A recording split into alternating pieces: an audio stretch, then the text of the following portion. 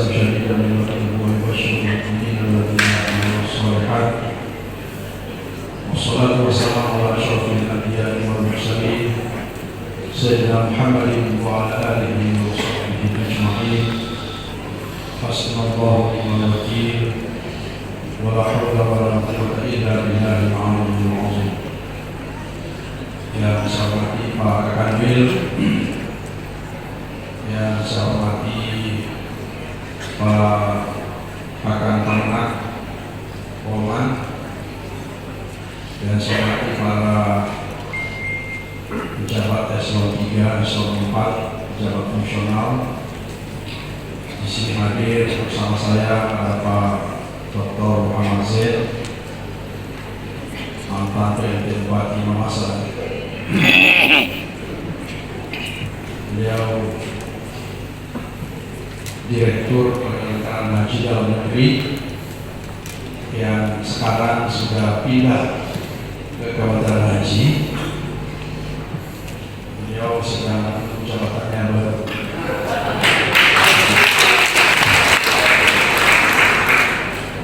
Mudah-mudahan tidak downgrade ya. Bapak Ibu sekalian yang saya hormati, saya banggakan para pejabat, para guru, para penyuluh, ini seluruh pasukan kepada agama ini lengkap. Pertama, izinkan saya menyampaikan rasa syukur saya atas pertemuan pada siang hari ini. Mudah-mudahan pertemuan ini barokah dan juga membawa manfaat untuk Kementerian Agama, untuk kita semua. Yang kedua, terima kasih seterus-terusnya penghargaan setinggi-tingginya pada Pak Kanwil bersama seluruh jajarannya yang sudah mempersiapkan acara ini dengan sangat baik. Saya merasa sangat perspektif diundang di acara ini untuk bisa bertemu dengan seluruh teman-teman saya di Kementerian Agama. Saya ingin menyampaikan beberapa pesan sebagai pejabat di Kementerian Agama. Pertama, bahwa kita ini maksud saya Kementerian Agama dan orang-orang yang ada di dalamnya, Kementerian Agama dengan seluruh pejabatnya, dengan seluruh stakeholdersnya, dari para penghulu, penyuluh, guru-guru, dan semuanya adalah sebuah entitas yang sangat penting di negeri, karena Indonesia ini adalah negara yang sangat religius, negara yang sangat beragama, meskipun bukan negara agama seperti Saudi, seperti Iran, Vatikan, dan beberapa negara yang lain, tetapi kita adalah negara yang beragama. Ini artinya bahwa agama di Indonesia sangat dihormati, sangat dijunjung, posisinya sangat dignified dalam konstitusi kita. Konstitusi kita memberikan posisi yang sangat penting kepada agama, dan oleh karena itu kebetulan oleh negara, oleh pemerintah, kita diberi amanah untuk menjalankan sebuah urusan pemerintahan di bidang agama yang tentu sangat fundamental, sangat penting sekali. Oleh karena itu, peran Kementerian Agama, peran kita semua sangat menentukan kualitas kehidupan kita berbangsa dan bernegara. Karena agama adalah unsur yang sangat penting, bahkan sering saya menyampaikan sangat fundamental dalam proses kita berbangsa dan bernegara. Ini saya selalu sampaikan supaya menjadi pengetahuan dan juga awareness menjadi kesadaran kita bersama bahwa sesungguhnya kita ini mendapatkan amanah yang sangat penting. Nah, kepentingannya atau pentingnya amanah ini, apakah betul-betul bisa instrumental dalam menjalankan atau meningkatkan kualitas hidup berbangsa bernegara, sangat ditentukan oleh kualitas pengabdian kita, sangat ditentukan oleh sejauh mana kita semua menjalankan amanah itu dengan baik, menjalankan tugas itu dengan baik. Kualitas kehidupan beragama di Indonesia sangat ditentukan oleh kualitas aparatur sipil negara di Kementerian Agama. Karena kita selalu bersama umat, selalu bersama masyarakat, kita membina ormas-ormas Islam, kita membina pondok pesantren, lembaga pendidikan, majelis-majelis taklim, hampir semua aktivitas kehidupan sosial keagamaan itu tidak lepas dari bimbingan kehadiran Kementerian Agama. Sekali lagi, termasuk tentu agama-agama yang lain, agama Islam, tapi semua agama. Sekali lagi, saya sampaikan bahwa entitas Kementerian Agama adalah entitas yang sangat penting di negeri ini, dan peran kita, kualitas peran kita, sangat menentukan kualitas kehidupan beragama di Indonesia. Yang ketiga, teman-teman sekalian, sahabat-sahabatku yang saya hormati, saya banggakan, saya ingin mengajak kita semua untuk terus memberikan pengabdian yang berkualitas, pengabdian yang bermutu, hikmah yang bermutu. Sekarang keberagamaan Indonesia tidak lagi memadai kalau kita ceramah, kita berdakwah, kita membina hanya hubungan antara manusia dengan Tuhan. Hubungan vertikal saya tidak lagi cukup. Kita punya potensi, kita punya peran yang sangat penting untuk mengembangkan keberagamaan kita itu menjadi keberagamaan yang instrumental dan impactful dalam kehidupan kita berbangsa bernegara. Saya sering menyampaikan begini. Tadi juga saya sampaikan di slide bahwa Islam dulu ya, sebelum kita ke agama yang lain. Kalau kita menjalankan agama kita dengan baik, dengan maksimal, maka banyak sekali yang bisa kita lakukan untuk memperbaiki bangsa ini, memperbaiki negeri ini. Cara kita beragama, cara kita mengartikulasikan, merefleksikan keberagamaan kita itu sangat menentukan kualitas pengabdian kita kepada bangsa dan negara. Sebagai umat beragama, sebagai umat Islam khususnya, misalnya, kita tentu wajib untuk terus menyampaikan kepada masyarakat, kepada umat Islam, untuk menjalin atau memperbaiki hubungannya dengan Tuhan, dengan Allah. Tapi tidak cukup hanya sampai di situ. Kita harus mengajak umat ini untuk membangun bangsa ini lewat agama, ya, lewat agama. Oleh karena itu, kalau kita lihat aspek prioritasnya Pak Menteri, 8 program prioritas Kementerian Agama itu memiliki dampak sosial yang sangat besar sebenarnya.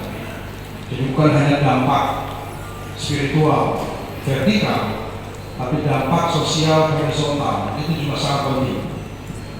Dan dulu Bapak Ibu sekalian, di antara program prioritas itu ada program sukses haji. Ya, sekarang haji sudah nggak lagi. Jadi Kementerian Agama kita nggak ngurus haji lagi. Nanti diurus sepenuhnya oleh Kementerian Agama. Kita ganti menjadi pemberdayaan rumah ibadah. Jadi salah satu program prioritas itu adalah memberdayakan rumah ibadah kita. Mulai dari masjid, gereja, wihara, dan seluruh rumah ibadah itu kita harus berdayakan. Misalnya masjid ini adalah tempat perjumpaan yang paling intensif. Tidak ada tempat yang seintensif masjid perjumpaan umat. Kalau ibu ke mall paling sekali seminggu atau mungkin sekali sebulan, atau yang paling juga ada yang 2-3 kali seminggu ya. Tapi kalau masjid 5 kali sehari semalam. Meskipun tidak semua kita 5 kali sehari semalam, mungkin ada yang sekali sehari atau juga sekali seminggu. Tetapi faktanya adalah masjid itu adalah tempat perjumpaan umat yang paling intensif. Artinya di situ ada potensi kapitalisasi rumah ibadah secara sangat produktif. Masjid tidak hanya tempat beribadah, masjid bisa difungsikan sebagai tempat pengajian, tempat pencerahan, membicarakan masalah-masalah kemasyarakatan, masalah-masalah keagamaan, masalah-masalah sosial, juga masalah-masalah ekonomi misalnya. Saya men-challenge teman-teman semua, mari kita bersama-sama memfungsikan rumah ibadah ini semaksimal mungkin. Oleh karena itu, Kementerian Agama, para pejabat Kementerian Agama harus menggandeng masjid. Jangan sampai kita tidak pernah masjid. Jangan sampai yang mengisi masjid itu adalah orang yang tidak terlalu paham agama, kemudian menguasai masjid, kemudian menjadikan masjid sebagai tempat yang tidak produktif. Jangan salahkan mereka kalau kita sendiri tidak rajin masjid. Pak Menteri saya mengatakan misalnya untuk menjadi kami itu harus bisa khotbah, harus bisa ceramah. Untuk menjadi kakak kemenang itu harus bisa ceramah, harus bisa memberikan pencerahan keagamaan kepada masyarakat. Kalau kakak kemenang itu saya kira juga sama. Jadi saya biasa tanya kepada Pak Kabil seluruh Indonesia, kalau mengusulkan kakak kemenang atau lokasi kakak kemenang, pertanyaan saya hanya sederhana. Saya percaya kakak itu saya pengen tahu ini orang yang mau promosi profilnya seperti apa. Dia cocok nggak menjadi tokoh agama? Apakah dia bisa merepresentasi Kementerian Agama di tengah-tengah masyarakat? Harus tampil sebagai agamawan, sebagai tokoh agama, sebagai rujukan, sebagai referensi yang bisa memberikan pencerahan kepada masyarakat. Biasa nggak dia ceramah? Biasa nggak memberikan bimbingan-bimbingan keagamaan, penyuluhan misalnya. Jadi bedanya Kementerian Agama dengan kementerian lain, kalau Kementerian Agama itu tidak cukup hanya bekerja di kantor. Kita nggak bisa hanya duduk di kantor memberikan layanan administrasi. Kementerian Agama harus aktif immerse dengan masyarakat. Kita harus membina umat, itu tugas kita. Kalau kita ingin melihat secara makro, apa sih tujuannya Kementerian Agama itu didirikan? Kenapa mesti ada Kementerian Agama? Tujuannya sederhana sebenarnya, agar umat beragama itu mengamalkan agamanya dengan baik. Itu saja. Anggaran memprogramkan puluhan triliun hanya untuk membuat agama itu mengamalkan agamanya dengan baik. Baik Islam, Kristen, Hindu, dan seterusnya. Jadi kita harus aktif bersama masyarakat. Saya bangga, saya senang kalau ada pejabat Kementerian Agama apapun levelnya, kalau punya bimbingan kepada masyarakat, ya. Dia memberi penyuluhan, dia sering aktif ke masjid, atau apapun aktivitas, aktif di ormas-ormas di kota, aktif di ormas-ormas keagamaan, bagi masing-masing budaya, atau ormas-ormas keagamaan, aktif. Karena itu ruang pengabdian yang sangat penting. Jadi Kementerian Agama itu tidak cukup hanya melayani masyarakat secara administrasi. Kita harus terjun ke lapangan. Sekali lagi, kualitas Kementerian Agama, kinerja Kementerian Agama tidak diukur dari apakah serapan Kementerian Agama 100%, apakah tata kelolanya bagus, itu penting, tapi tidak cukup. Tapi apakah indeks kualitas keberagaman Indonesia semakin meningkat atau tidak? Secara makro itu ukurannya. Jadi keberagaman kita di Indonesia ini, kinerja Kementerian Agama itu diukur dari situ. Apakah Indonesia ini semakin rukun? Apakah semua umat agama mengamalkan agamanya dengan baik atau tidak? Itu ukuran kinerja Kementerian Agama. Meskipun kita wajib untuk memperbaiki tata kelola kita, itu pasti. Kita wajib untuk berintegritas, itu pasti. Tata kelola sesuatu yang tidak bisa dihindari. Tapi kita tidak boleh berhenti hanya pada output saja. Kita harus sampai pada outcome. Bagaimana keberagaman kita ini berdampak kepada masyarakat. Kualitas kehidupan beragama semakin baik.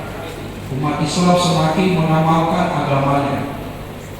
Umat Islam semakin saling menghormati. Umat beragama saling yang disampaikan dari Kementerian Agama Pusat itu selalu berjalan secara baik dan begitu kompaknya hari ini sehingga panitia menolak beberapa peserta yang teman-teman dari kabupaten lain. Ini ada sekitar 400 yang hadir hari ini Pak Sekjen. Sesungguhnya teman-teman yang lain meminta supaya setiap kabupaten juga ada kegiatan dan Pak Sekjen hadir. Tapi karena ini persoalan waktu dan saya betul-betul sangat berterima kasih ke Pak Sekjen hari ini bisa menginjakan kaki secara khusus dalam kegiatan ini, dan teman-teman yang lain di Kabupaten Majene, Mamuju, Mamasa, Mamuju Tengah dan Pasangkayu sangat menginginkan kehadiran Pak Sekjen seperti ini karena ini menjadi keberkahan buat kami dan memberi spirit buat kami di Sulawesi Barat. Dan hari ini Kementerian Agama Provinsi Sulawesi Barat dengan kekuatan 4.005 pegawai itu sangat kompak.